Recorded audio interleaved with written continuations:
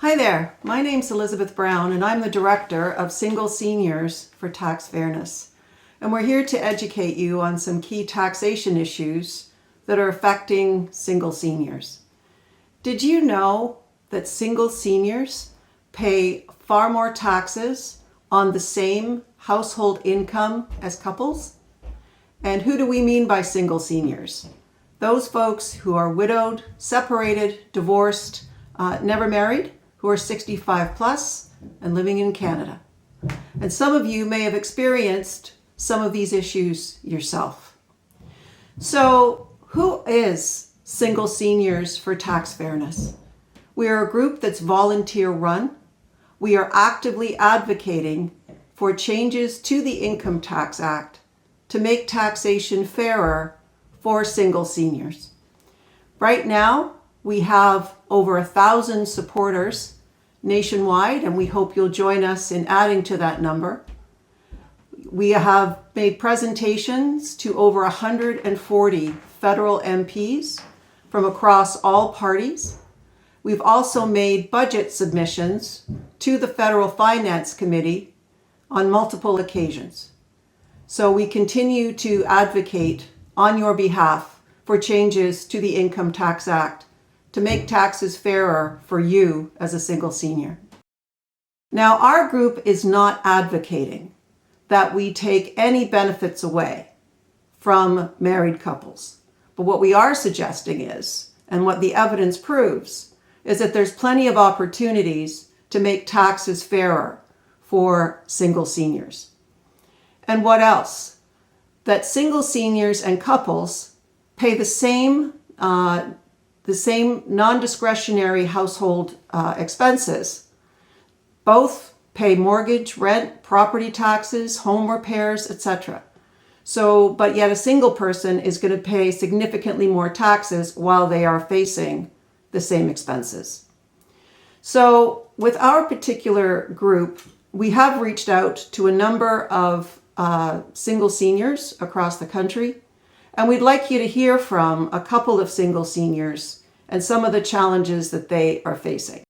A Canadian senior couple, one member of that couple can allocate up to 50% of certain eligible pension earnings to a lower income spouse. Well, what does that do? Well, that lowers the overall taxes for that household and can also allow that couple to keep more of their OAS, their old age security, as well as more of a particular tax credit, which is the non-refundable age amount tax credit. And why is that? Because when the couple splits their income, they can each drop below the clawback levels for old age security, as well as the non-refundable age amount tax credit. And speaking of credits, those are another area that are unfair to single seniors. So let's look at 3 credits in particular. So one is the non-refundable age amount tax credit, the person amount, and the pension amount.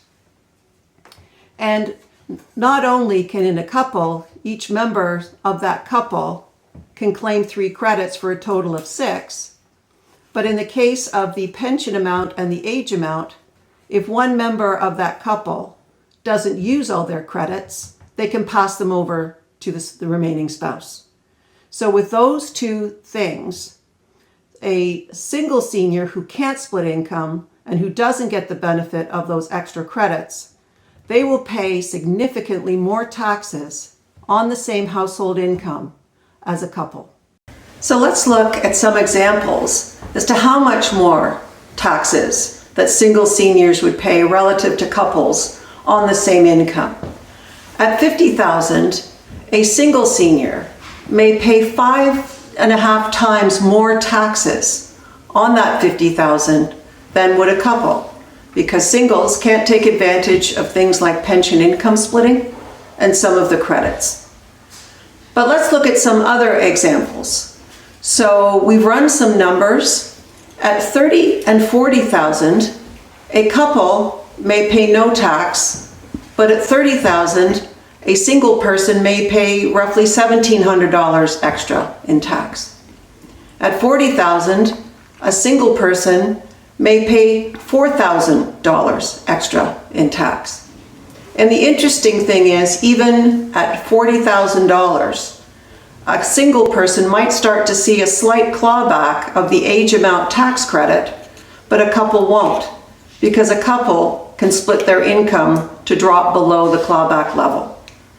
We've already spoken about the $50,000 level, but let's go into a little bit more detail.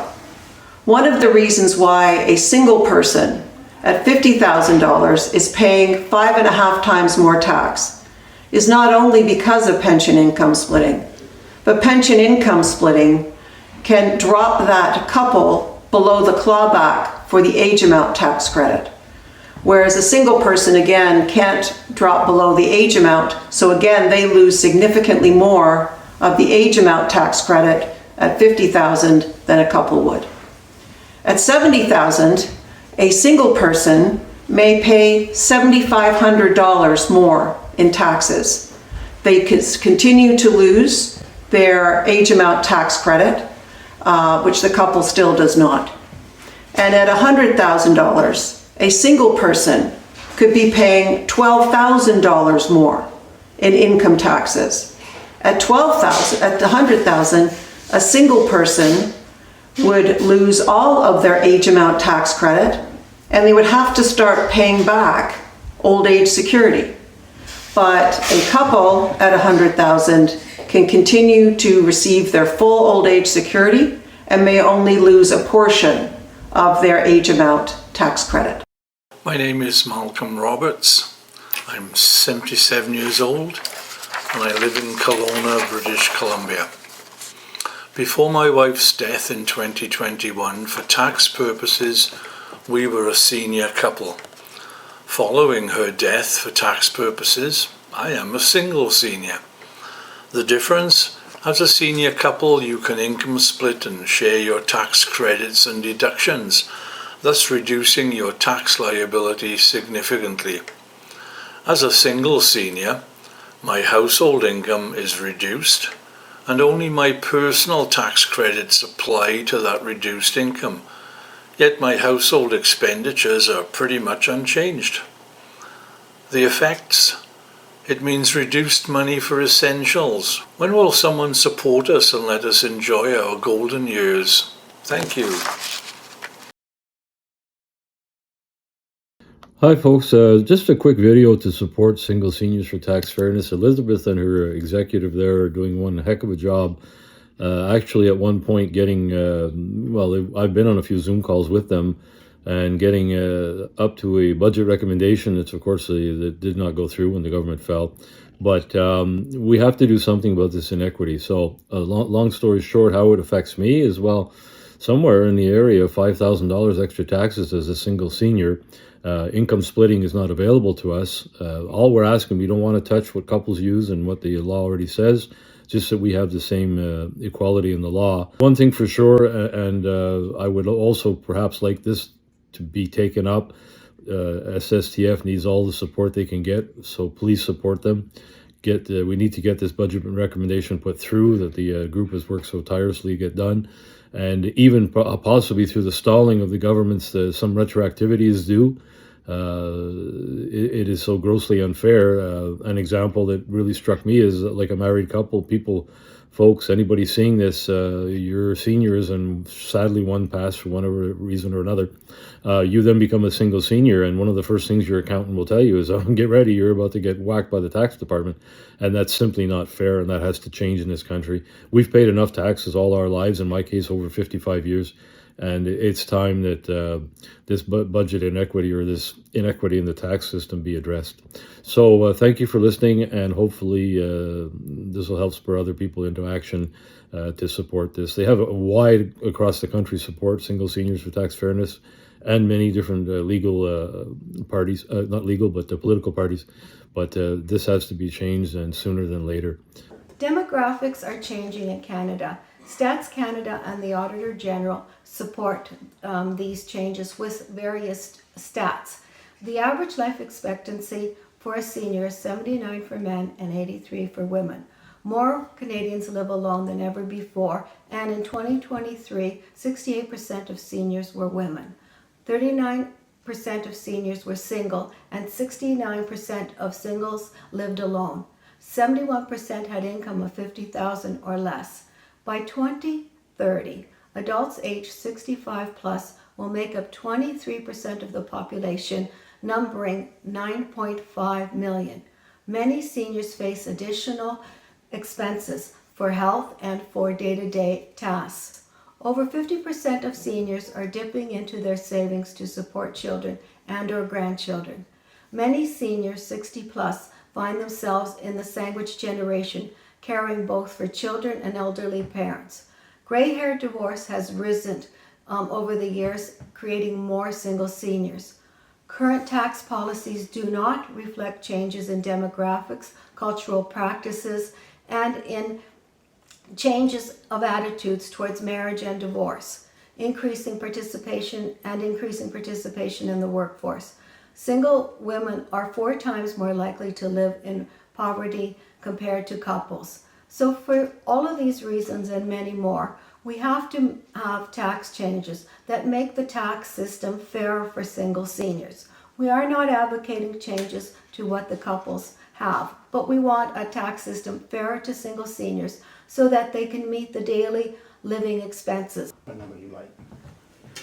So you've heard about the challenges that we've outlined. And again, we just want to emphasize that we are advocating for changes to the Income Tax Act to make taxation fairer for single seniors. We believe that the benefits that couples receive should remain in place. But what are our recommendations? We've outlined the challenges for you. So what we're recommending is that recommendation 1, that the government implement some form of compensation to compensate single seniors for the unfair advantages that occur from pension income splitting. Recommendation 2, that we now focus on the credit side of the equation and that single seniors receive an additional tax credit that's roughly half of the personal amount at any given tax year. The third recommendation is also related to tax credits, that the government increase the pension income amount from $2,000 to $3,000.